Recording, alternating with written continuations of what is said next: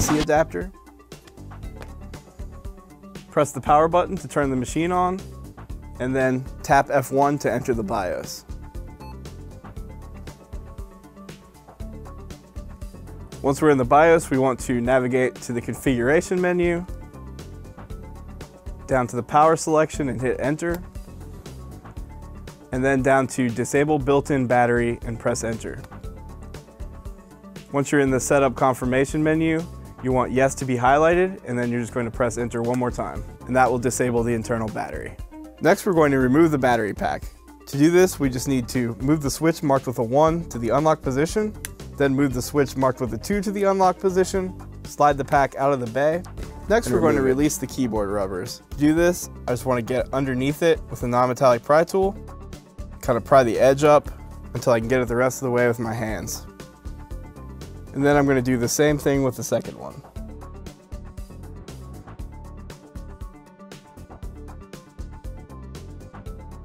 Now we're going to use the divots on the front of the keyboard to slide the keyboard back and reveal the screws. Then we're going to loosen the 6 screws.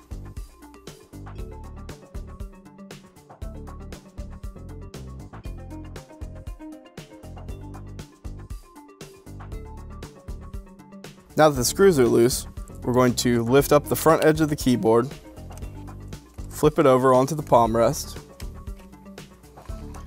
lift up the flap, and disconnect the keyboard and the track point cables.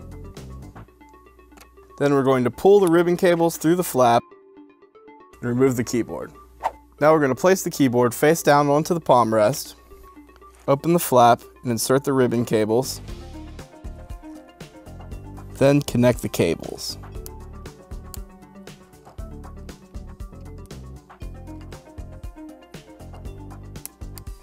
Now we're going to place the flap back down, flip the keyboard over, insert the rear edge underneath the bezel, and lay it down.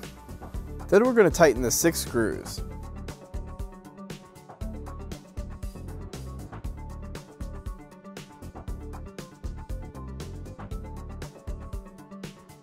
Then we're going to slide the keyboard forward, assuring that the tabs go underneath the palm rest. Now we're going to align the battery pack with the bay and slide it in until the switch is locked.